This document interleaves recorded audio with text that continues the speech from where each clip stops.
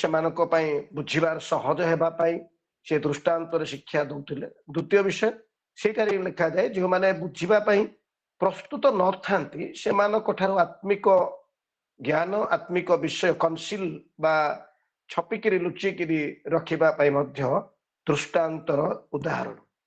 ତେବେ ଏଇ ଦୃଷ୍ଟାନ୍ତ ଗୁଡ଼ିକ ଆମକୁ ବେଳେ ବେଳେ ଲାଗେ ଗୋଟେ ସରଳ କାହାଣୀ ପରି, କିନ୍ତୁ ଯଦି ବି ଏଟା ସରଳ କାହାଣୀ ପରି ମନେ ହୁଏ ସେଗୁଡ଼ିକରେ ବହୁତ ଗଭୀର ଜ୍ଞାନ ଥାଏ ଯଦି ଆପଣ ତାକୁ ଟିକେ ଡିପଲି ଚିନ୍ତା କରିବେ। ଆଉ ସେଥିରୁ ଆମେ ଅନେକ ବିଷୟ ଶିଖିପାରିବା ଆଉ ନିଜ ଜୀବନରେ କାର୍ଯ୍ୟକାରୀ କରିପାରିବା। ଉଭୟ ଏଇ ଭୌତିକ ଜୀବନରେ ଏବଂ ଆତ୍ମିକ ଜୀବନରେ ଆମେ ସେଥିରୁ ଅନେକ ବିଷୟ ଶିଖିକି ଲାଭବାନ ହେଇପାରିବା। ଦୃଷ୍ଟାନ୍ତ ଗୁଡ଼ିକ କେବଳ ପିଲାମାନଙ୍କ ସଣ୍ଡେ ସ୍କୁଲ ପିଲାମାନଙ୍କ ପାଇଁ ନୁହେଁ କିମ୍ବା କେବଳ ନୂତନ ବିଶ୍ୱାସୀ ମାନଙ୍କ ପାଇଁ ନୁହେଁ, ଏଇଟା ସମସ୍ତଙ୍କ ପାଇଁ। ଆଉ ଦୃଷ୍ଟାନ୍ତ ଗୁଡ଼ିକ ସେଥିପାଇଁ କେବେ ଓଲ୍ଡ ହୁଏ ନାହିଁ, କେବେ ପୁରୁଣା ହୁଏ ନାହିଁ। ଏଇ ଯୋଉ ଦୃଷ୍ଟାନ୍ତ ମୁଁ ନେଇଛି, ଆମେ ଯେତେବେଳେ ସଣ୍ଡେ ସ୍କୁଲରେ ପାଠ ପଢୁଥିଲୁ ସେତେବେଳେ ଏଇ ଦୃଷ୍ଟାନ୍ତକୁ ନେଇ ଆମେ ଅନେକ ଥର ନାଟକ ମାଧ୍ୟମରେ ମଧ୍ୟ ତାକୁ ପ୍ରଦର୍ଶନ କରିଥିଲୁ, ମତେ ଭଲ ଭାବରେ ମନେ ଅଛି। ତେଣୁ ମୁଁ ସେଦିନ ଆଖି ବୁଲଉ ବୁଲଉ ଏଇ ଦୃଷ୍ଟାନ୍ତ ଉପରେ ମୋର ପୁଣି ଥରେ ଆଖି ପଡିଗଲା ଆଉ ତା ଭିତରେ ଡିପଲି ତାକୁ ଷ୍ଟଡି କରିବା ମୁଁ ଆରମ୍ଭ କଲି। ଆଉ ଏଥିରେ କଣ ଆର କାର୍ଯ୍ୟ ନିହିତ ଅଛି ବା ଏଥିରେ ଅର୍ଥ କଣ ନିହିତ ଅଛି ତାକୁ ବୁଝିବା ପାଇଁ ଚେଷ୍ଟା କଲି। ଆପଣ ତାକୁ ଡିପଲି ପଢିବେ ଆପଣ ଦେଖିବେ ଏଥିରେ ତିନୋଟି ଚରିତ୍ର ବା କ୍ୟାରେକ୍ଟର ପାଇବେ ଆଉ ଗୋଟିଏ ଇଭେଣ୍ଟ ବା ଗୋଟିଏ ଘଟଣା ପାଇବେ। ପ୍ରଥମ ଜିନିଷ ହେଲା ଆପଣଙ୍କର କନିଷ୍ଠ ପୁତ୍ର, ଯାହାକୁ ଆମେ ଅପବ୍ୟୟ ପୁତ୍ର ବି କହୁ। ସେମାନଙ୍କୁ ପ୍ରତିନିଧିତ୍ୱ କରନ୍ତି ଯେଉଁମାନେ ପରମେଶ୍ୱରଙ୍କ ଠାରୁ ଦୂରକୁ ଚାଲି ଯାଆନ୍ତି, ପାପ କରନ୍ତି ଆଉ ପ୍ରାୟଶ୍ଚିତ କରିବାର ଆବଶ୍ୟକତା ଅଛି ବୋଲି ମନେ କରନ୍ତି ବା ବୁଝିପାରନ୍ତି। ଦ୍ୱିତୀୟରେ ପିତା, ଯିଏ ସ୍ୱୟଂ ପରମେଶ୍ୱରକୁ ଦର୍ଶାନ୍ତି ଆଉ ଯାହାଙ୍କର ନିଃସର୍ତ୍ତ ପ୍ରେମ ଏବଂ କ୍ଷମା ସେମାନଙ୍କ ପାଇଁ ଉଦ୍ଦିଷ୍ଟ, ସେମାନଙ୍କ ପାଇଁ ସବୁବେଳେ ଅଛି ଯେଉଁମାନେ ତାହାଙ୍କୁ ଖୋଜନ୍ତି। ଆଉ ସେମାନଙ୍କୁ ନିଃସର୍ତ୍ତ ଭାବରେ ଅନକଣ୍ଡିସନାଲି ସେ ପ୍ରେମ କରିଥାନ୍ତି ଆଉ ସେମାନଙ୍କୁ ମଧ୍ୟ କ୍ଷମା କରିଥାନ୍ତି। ତାପରେ ଆସିଲେ ଜ୍ୟେଷ୍ଠ ପୁତ୍ର।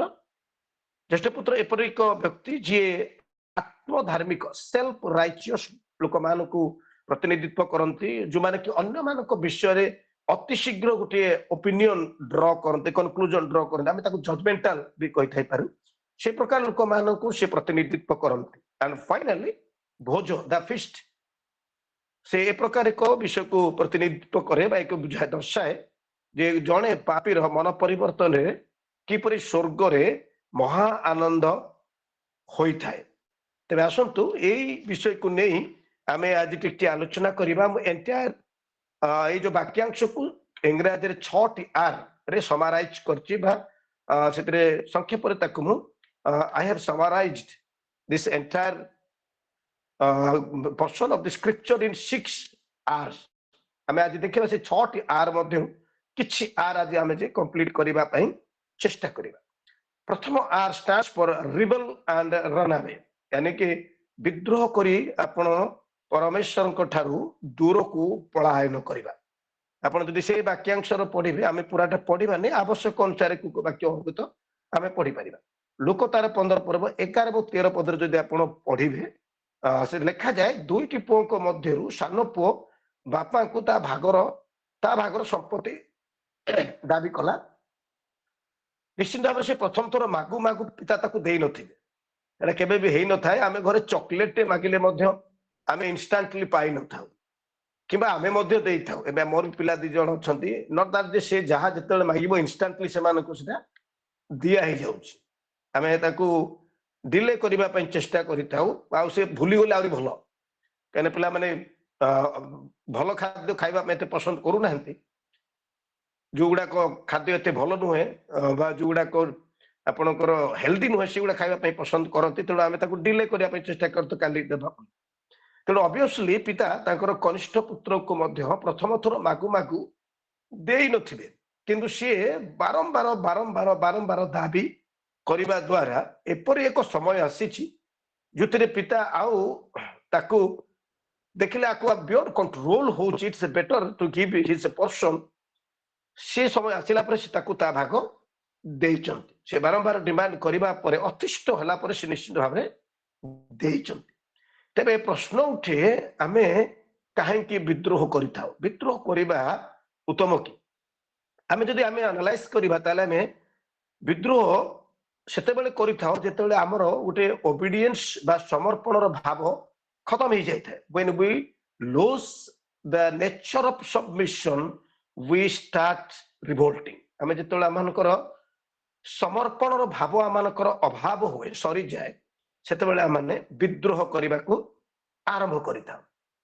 ଦ୍ୱିତୀୟରେ, ଯେତେବେଳେ କୌଣସି ବିଷୟ ଆମର ଇଚ୍ଛା ଅନୁଯାୟୀ ହେଇନଥାଏ ବା ଆମେ ଚାହୁଁଥିବା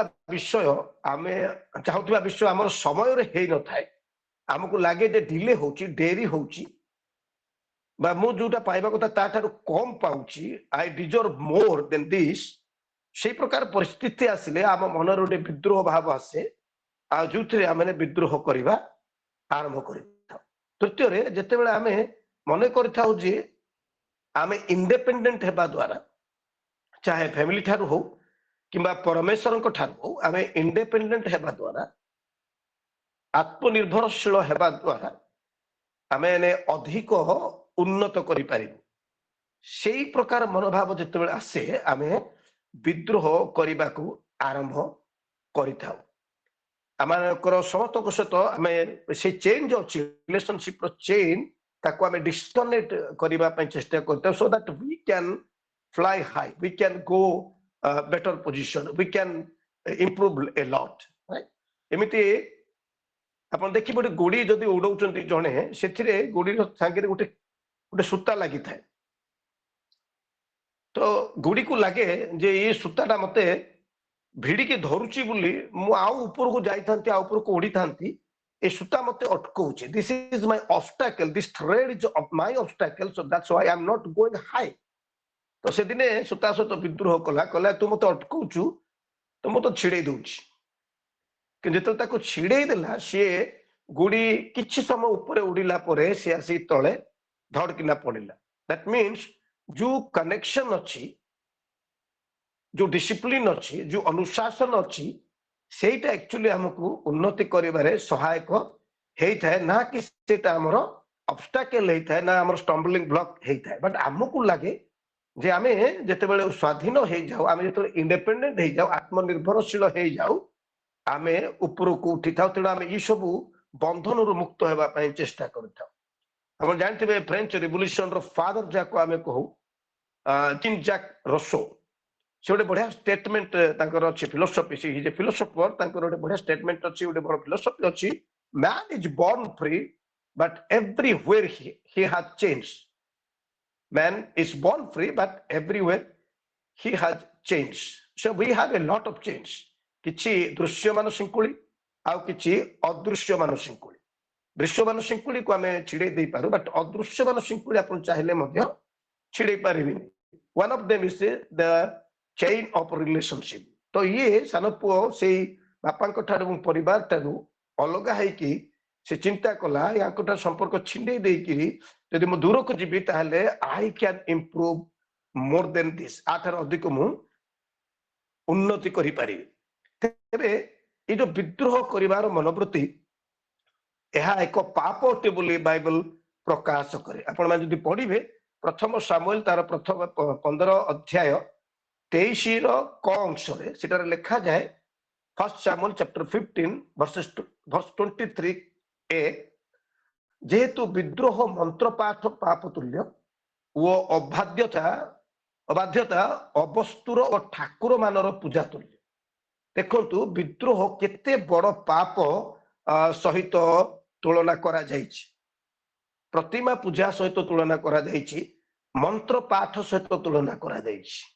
rebellion is like divination and disobedience is like idolatry।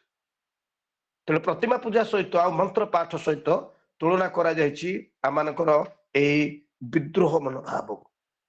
ଆଉ ବିଦ୍ରୋହ କରିବା ଏକ ପାପ ଅଟେ, ଏହା ବାକ୍ୟରେ ଲେଖାଯାଏ। ଆପଣ ଯଦି ପଢିବେ ଯିଶାୟା ପୁସ୍ତକ ତାର 1 ଅଧ୍ୟାୟ 20 ପଦରେ ମଧ୍ୟ ଏ ପ୍ରକାର ଲେଖାଯାଏ, ଆଇଜାୟା ଚାପ୍ଟର 1 verse 20, ମାତ୍ର ଯେବେ ତୁମ୍ଭେମାନେ ଅସମତ ଓ ବିରୋଧକାରୀ ହେବ, ତେବେ ଖଡ୍ଗଭୁକ୍ତ ହେବ, କାରଣ ସଦାପ୍ରଭୁଙ୍କ ମୁଖ ଏହା କହିଅଛି। ଦ୍ୟାଟ୍ ମିନ୍ସ ଆମେ ଯଦି ବିଦ୍ରୋହ କରୁ, ବିରୁଦ୍ଧାଚରଣ କରୁ ପରମେଶ୍ୱରଙ୍କର, ताहाले आमମାନଙ୍କର विनाश सुनिश्चित अटे आउ आपण माने भल भावे जानती लुसिफर दूतଙ୍କ कथा से केवल ए विद्रोह करिवार मनोवृत्ति हेतु इंडिपेंडेंट है परमेश्वर इंडिपेंडेंट हेबा पाई परमेश्वर ठारू अलग हेबा पाई परमेश्वर ठारू इंडिपेंडेंट के निजस्व राज्य प्रतिष्ठा करिबा पाई निजर सिंहासन प्रतिष्ठा करिबा पाई तार जो मन रे आसीला सेति जो विद्रोह कला रिबेलियन कला जो सी स्वर्ग पतित पढ़ी पारे जिसाई तार 14 पर्व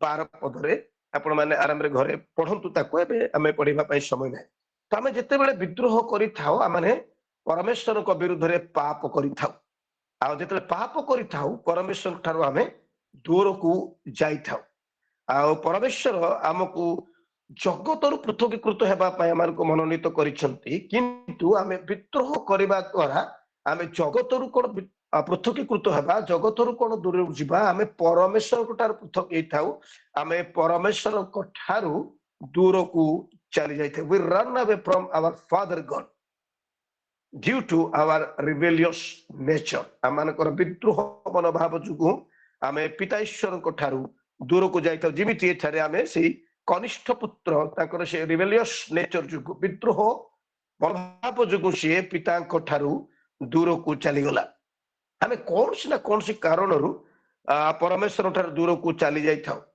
we run away from God अपन 14 रु 16 पद जदि पढ़िबे लोकलिखित सुसमाचार 15 पर्वर ताले से लिखा जाए से निज चेष्टा रे ओ अन्य मानक सहायता रे सर्वाइव करिबा पई चेष्टा कर जेतो से जो संपत्ति नै कि जाइथिला आ ता जेतो समाप्त हेबा को गला सरी गला ताको जेतो अलगार खर्च कर देला अपव्यय कर देला आ सेता बेले सी ता पाखर जेतो रिसोर्सलेस हे गला सेतो सी अन्यर सहायता रे बंचिबा पई चेष्टा गला आमे मध्य हमर समस्त रिसोर्सेस समस्त टैलेंट समस्त नॉलेज समस्त मनी समस्त एनर्जी आउ समस्त प्रकार सपोर्ट यूज करी चेष्टा करि थाउ सर्वाइव करिबा पई आमे परमेश्वर ठारू अलग हे किंतु ताहा संभव हे नथे जेमिति गुटिए गछरु जदि गोटे शाखाटा अलग हे जाए ताहा परे से जेते चेष्टा कले मध्य से शाखा अल्प केतरा गछ को छाड़ी देले से शाखा निजे आउ सर्वाइव करि पारे नाही निजस्व शक्ति रे ठीक से प्रकार when we are separated from God even though we use our all resources even though we use our all talents even though we use our all knowledge all money all energy all type of support of this world we are not able to survive in our spiritual life आमानकर आत्मिक जीवन रे आमाने आउ survive करि पारि न थाउ आउ से समय रे आमे देखू जे से पुत्र अपव्यय पुत्र आमे जहा को कहू से स्मरण कला जे पिता गृह विषय रे आ सेठी कि से रिटर्न करिबा पई चिंता कला सेतला आमाने मध्य से प्रकार जते बेला हमर समस्त रिसोर्सेस खत्म हे जाए हमर समस्त एनर्जी खत्म हे जाए आमे जेतलो असहाय हे जाऊ आमाने पुनी मने पकई थाउ जे आमे जो ठारू आसीथिलु सेटा आमानक पई भलो थिला it is better to return to that place कारण that was a better place for me हमें देखुछु आ 16 पदरे से शेषांश रे लिखा जाय से इच्छा कले मध्य केही ताहाको किछि दउ नथिले से तार लेवल ठारू मध्य आहुरी तळ को जाई काम करिया चेष्टा कले पर कि घुसुरी मानको चोरइला घुसुरी जो खाद्य खाउथिले ताकू खाइबा पई से चेष्टा कला he was a owner he was जने मालिक थिले किंतु परवर्ती समय रे he became a servant आ से प्रकार अधपतन हैला तथापि मध्य सेटा मत ताकू दिया जाउ नथला बोली वाक्य रे लिखा जाय now he is helpless now he is resourceless इठारे आमे आ गोटे विषय मते में शिखि पारि बाई जगह रे जे आमे अनेक समय रे जेतला आमे उन्नति करि थाउ हमरो रिसोर्सेस बढ़ी थाए आमानकर धन बढ़ी थाए हमको कोठी ना कोठी लागे जे आमे वर्तमान या ऊपर कंप्लीटली डिपेंड करि परिबा we can depend on our resources we can depend on our knowledge we can depend our salary we can depend our richness some riches ऊपर डिपेंड करी कि କରିକି ଆମେ ବଞ୍ଚି ପାରିବା ଏହା ଆମକୁ ମନରେ ଆସିଥାଏ। କିନ୍ତୁ ବାଇବେଲରେ ଲେଖାଯାଏ, ଆପଣ ଯଦି ପଢିବେ ଲୁକ ତାର 12-15 ପଦରେ, ଜଣେ ଲୋକର ଜୀବନ ତାହାର ସମ୍ପତ୍ତିର ପ୍ରାଚୁର୍ଯ୍ୟତା ଉପରେ ନିର୍ଭର କରେ ନାହିଁ। ଲ୍ୟୁକ୍ ଚାପ୍ଟର 12:15 ରେ କ୍ଲିୟରଲି ଲେଖାଯାଏ, ଆପଣଙ୍କର ଏବଂ ମୋର ଜୀବନ ଆମର ରିସୋର୍ସେସ୍ ଉପରେ ନିର୍ଭର करे नहीं। हाँ यस, रिसोर्सेस हमको हेल्प करता है to live a better life, to live a comfortable life. आम गोटे आरामदायक जीवन यापन करने आपन को साहाय्य करता है, सहायक होता है। But your life cannot depend entirely on resources. आपन को रिसोर्सेस उपरे आपन को जीवन संपूर्ण भाव में निर्भर करि न थाए। आपन को होय तो रिसोर्सेस आपन को हेल्प करे। गरम होची आपन एसी लगी आराम रे बसी पारंती, राइट? आपनकर भल बेड यूज करि पारंती, आपनकर भल ठंडा पानी यूज करिया पे आपन भल फ्रिज यूज करि पारंती। रिसोर्सेस आपन लाइफ टा को कंफर्ट करि पारे, बेटर करि पारे। बट ए रिसोर्सेस पर आपन संपूर्ण भाव रे विश्वास करि पारिबे नाही। तेणु गीत तार 146:3-7 पद मध्य अति क्लियर लिखा जाए, केवल धन उपरे निर्भर करिबा उचित नुहे, आउ मनुष्य मानक ऊपर निर्भर करबा मध्य उचित नुहे। परमेश्वर को ऊपर निर्भर को छाड़ी देकि आम जब पढ़ा गीत तार 118:8 आपणकर अवगति पाई मु पढ़ीदेवा चाहे, जदि किए पाइबे मध्य पढ़ी सहाय करें। साम 118। मनुष्य ऊपर निर्भर रखिबा अपेक्षा सदाप्रभुଙ୍କର ଶରଣ ହେବା उत्तम। ଅଧିପତି ମାନଙ୍କ ଉପରେ ନିର୍ଭର ରଖିବା ଅପେକ୍ଷା ସଦାପ୍ରଭୁଙ୍କ ଶରଣ ହେବା उत्तम। Thank you. क्लियरली लिखा जाए, देखतु मनुष्य उपर निर्भर रखिबा अपेक्षा सदाप्रभुଙ୍କର शरणागत हेबा उत्तम।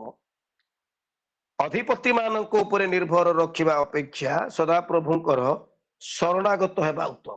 आमे अनेक समय ये संसार रे विभिन्न प्रतिपत्ति लोक मानकु, पावरफुल लोक मानकु, किंबा जो माने आम काम करि पारिबे से प्रकार लोक मानको सहित हमर संपर्क थिबा जुगु आमाने भाभी थाउ जे we can make it happen through them. आमे जे कोन कार्य से मानको थ्रो रे करे दे पारिबा, एवं किछि मात्रा रे ताहा अनेक समय रे संभव मध्य हेई थाए। तो आमे आस्ते आस्ते परमेश्वर को शरणागत हेबा अपेक्षा आमे मनुष्य मानक ओ अधिपति मानक उपरे निर्भर करबा पई अधिक पसंद करिथाउ, किंतु बाइबल यहा को बारण करिथाए। आज दिन रे हमर जत अधिक नॉलेज आसुची, आम पाखे अधिक वेल्थ रोची, आमनकर अधिक टेक्नोलॉजी रोची, आमे सेल्फ डिपेंडेंट एवं डिपेंडेंट ऑन मैन एटा को अधिक पढ़ौचु, किंतु परमेश्वर को ऊपर डिपेंडेंसी आमे कोठी ना कोठी कम कर दोच। आत्मीय दृष्टिकोण रे हम देखु जे आमे निज चेष्टा रे बा निज धर्म कर्म रे, निजर बुद्धि बल रे, निजर ज्ञान बल रे, निजर धार्मिकता बल रे एवं अन्यर साहाय्य रे, यानी कि व्यवस्थार साहाय्य रे, मंडली साहाय्य रे, किबा कोन से व्यक्ति को साहाय्य रे परित्राण पाइबा पाई जदि हम चेष्टा करिबा ताहले आमे चेहरे सफल हेई परिबा नाही। We have only one saviour, one forgiver, that is Jesus Christ. आमानकर जणे मात्र पाप क्षमाकारी एवं उद्धारकारी अछंती, से होउचंती स्वयं आमानकर प्रिय प्रभु यीशु ख्रीष्ट। द्वितीय आर आमे देखुछु, सेकंड आर इज रिपेंट और perish.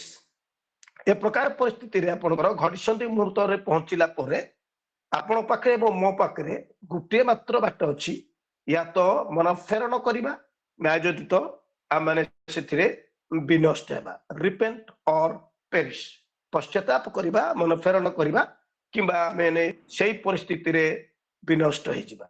Right? Repentance is a basic need for coming back to God. परमेश्वर को निकट को फेरिबा पई हेले आपनको मन फेरण बा पश्चाताप एक प्राथमिक आवश्यकता होते।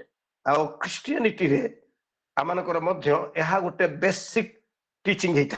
यदि आमे आजिर वाक्य देखु 17-19 पद मध्य रे, ताले इंटेंशन टू रिपेंट, प्रथमे आमर एही चेतना आसीबा दरकार जे मु पाप रे अछि, मते पाप स्वीकार करिवार आवश्यकता अछि, मते क्षमा मागिबार आवश्यकता अछि।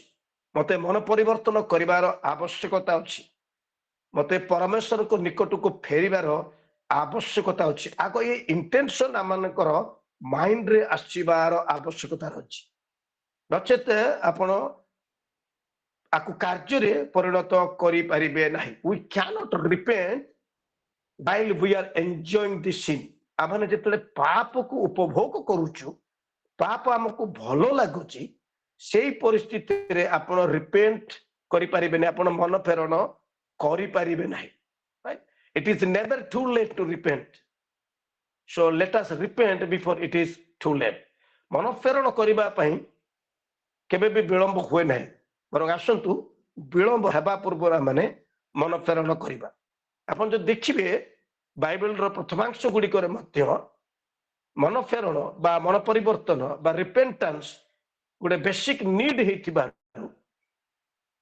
बाप्तिजक जोहन एवं स्वयं प्रभु यीशु ख्रीष्ट मध्य ताकर प्राथमिक शिक्षा रे ही मन फेरण विषय शिक्षा दउथिले सेठु ही से ताकर मिनिस्ट्री आरंभ करथिले मन फेरण रु से ताकर कार्य आरंभ करथिले आपण बाप्तिजक जोहनकर विषय मध्ये आपण पढिबे माथ्यू तार 3 पर्व 2 पद रे से लिखा जाए से घोषणा करी कहूथिले मन परिवर्तन कर कारण स्वर्ग राज्य सन्निकट ठीक सेही परी माथ्यू तार 4 पर्व 17 पद रे मध्ये स्वयं प्रभु यीशु ख्रीष्ट जेते बेले ताकर सेवा कार्य आरंभ कले सेते बेले मध्ये से एही लाइन रो ही आरंभ करथिले मन परिवर्तन कर कारण स्वर्ग राज्य सन्निकट कारण मन परिवर्तन करिबा गुटे ऑप्शनल विषय नुहे it's a mandatory and it's a very basic need to come back to God परमेश्वर को पाप पथरु फेरिबा पई हेले प्रथमे हमको मन फेरण ही करिबार अछि मन फेरण करिबा पई कोनसी स्थान काल पात्र